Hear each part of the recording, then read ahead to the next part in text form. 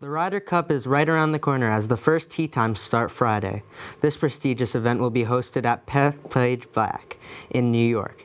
Every other year, a team from Europe and the United States face off for one of the most coveted titles in the game. Europe dominated 2 years ago in Rome and won by 5 points and has a majority of the team back, ready for Bethpage. The 45th battle between these international rivals is sure to be a thrilling affair. Welcome back to Penn State Sports Night. I'm Will Saltzman. Joining me now is Amanda Vogt and Sawyer Bogaty. Guys, first off, what do we think about the USA captain picks? Well, first, I'm going to go with somebody who wasn't picked, and it's the captain himself, Keegan Bradley, who really should have been, if it was any other person, captain of the United States team, he would have been on this team. He's the number 12 player in the world. He had a win. He won last year as well, and his game has been trending. And it's a huge loss that the U.S. team will be playing without him. However, let's talk about who he did pick. I am really loving the Ben Griffin pick. He is a rookie this year, but they're playing the hot hand with a lot of these guys. He won twice this year, has 10 top 10, second only to Scottie Scheffler, and we know what a phenomenal star he's been the past few years. But I didn't really love the Patrick Cantlay pick. I understand why, because he's phenomenal in match play, but his game hasn't really been trending considering how he's played the other years. He's dropped 11 spots in the world rankings at number 22, which is not a bad rank, but considering how other players have played this season, Keegan Bradley being one of them, it is a little bit of a shock that he's there. Listen, if Keegan Bradley wasn't the captain of this team, he would be playing in the Ryder Cup. He said it, he said himself that he was never going to play, even though he had as good of a season as he did, right? Finishing tied for 7th in that Tour Championship. Really, honestly, after that Tour Championship, I think everybody thought Keegan would end up picking himself. However, I'm kind of going to go against your Patrick Cantlay pick here because I think Cantlay has that experience that they need. And I usually would go against somebody like Ben Griffin, who is a rookie. USA has 4 rookies on this team. I would usually go against picking a guy like Ben Griffin, but with the year he's had, it's almost hard not to. Yeah, especially because one of those wins was the Valspar Championship, which is the only team event that the PGA Tour still has when he won with Andrew Novak. Yeah. So a little bit more about Cam Young.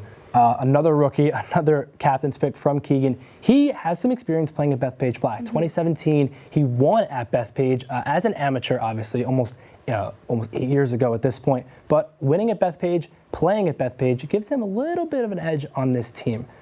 Yeah, absolutely. And Keegan Bradley grew up he's a New England guy, went to St. John's, played Bethpage on Mondays when the course was closed. So the U.S. does have some experience, even if a lot of the players are new.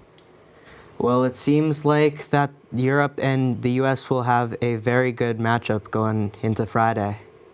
Yeah, and one of the biggest showdowns that we are looking forward to hopefully seeing is Bryson DeChambeau, one of the United States stars, against Rory McIlroy, who just completed the career Grand Slam. Now, once Rory won the Masters back in April, he kind of had this attitude that he didn't owe anybody anything, and he let them know that. Some of his media appearances throughout the summer were a little bit controversial, but I think he will definitely be in the right Ryder Cup headspace, and because of how big their personalities are, it'll be really tough and really unfortunate if we don't see them face off head-to-head. I think that's what everybody's looking for. Bryson's just so good off the tee, but you saw in the Masters, they played in the final pairing together on Sunday, and Bryson's wedge control, that's the only thing that I really think is at his disadvantage. We'll see how he gets paired up because he really lacked control, and hitting those shots is what burned him in the Masters, burned him in places like Oakmont, but this battle will be one to watch all weekend long. I think the beef between Rory and Bryson is one that's it's almost something that we need to see come Sunday. Yeah. However, when talking about Bryson's pairings, and we'll get into it in a little bit, he's got to be paired with somebody who's got good wedges and who could sink putts, because that's what he struggles with. He has the power, he's got that, 355-yard drive. He's going to try to drive the green on the first tee, I'm sure of it, but he needs to be paired up with somebody who can sink those putts and who has a solid wedge game. Yeah, absolutely, but I think if we see them in a foursome, in a 4-ball, even just that will go. And a New York sports fan is always out of control no matter what sport they are watching. There's not a lot of golf that gets played up in the Northeast. So they will let Rory hear it. And if Bryson is on the same hole with him, he's going to get a few words in. 100%. Oh, of course. They are both very wordy and very personality-driven, for sure. I mean, Bryson's the man of the people. Yeah, I've never seen someone sign so many autographs even after shooting a very, very, very over par round in the U.S. Open. Now moving on to some of the pairings we're looking forward to seeing. For the Europeans, I'm going with the perfect pair, Ludwig Åberg and Viktor Hovland. They defeated Scotty Scheffler and Brooks Koepka. Brooks Koepka is not on the Ryder Cup team this year, but they defeated them 9-7 in Rome 2 years ago. That was kind of unheard of considering the young talent that they are. However, these two players were both captain picks for Luke Donald in 2025.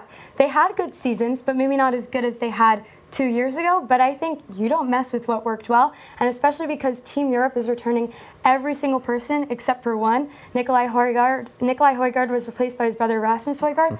I say you just go with what worked back in Rome. I agree. I see no reason to differentiate what you did to get a win in Rome in 2023, right? And pairing up Ludwig and Viktor Hovland is definitely the right decision if you're Luke Donald. And what are some of the U.S. pairings you're looking at? So I would love to see Scotty Scheffler get paired up with Sam Burns. I know it's unlikely, and it'll most likely be Scheffler and Henley, but I think Sam Burns and Scheffler give you the best chance to win in a foursome or a four-ball because Sam Burns, I would say he's the best putter on this U.S. team, and I don't really think it's close. It's something that Scotty has obviously struggled with this season is his putting and his work around the green. So I would love to see them get paired up. Another one is Justin Thomas and Ben Griffin. Yeah. You got that veteran and that rookie. I would say Justin Thomas is almost Captain America. That's exactly what I would say. For this Ryder Cup team. He's got the most experience, played, this is going to be his fourth Ryder Cup. So I would love to see JT get paired up with Ben Griffin. Yeah, and we talked about Patrick Cantlay and Xander Schauffele. Have a lot of experience. Xander Schauffele was one of those automatic qualifiers because he did win 2 majors last season. Did have a little bit of an injury this year, but I think the two of them just play well together and they blend well just on how they approach a golf course. So I think that having the two of them, just two huge names, will be a very lethal duo. Yeah, Cantlay and Schauffele, they were paired up today, actually, in those practice rounds. So I would definitely expect to see them come Friday or Saturday. Yeah. On Friday, the action begins, and we can't wait to get it underway. Will the young stars on the U.S. get the victory, or will Team Europe make history? We will all be paying close attention all weekend long. From Amanda Vogt and Sawyer Bogaty, I'm Will Saltzman. Thank you for tuning in to Penn State Sports Night's coverage of the Ryder Cup. Hey everybody, thanks for tuning into this edition of Penn State Sports Night. For more content like this, be sure to subscribe to our YouTube channel, give us a like, and follow our socials down below. And as always, we are Penn State Sports Night.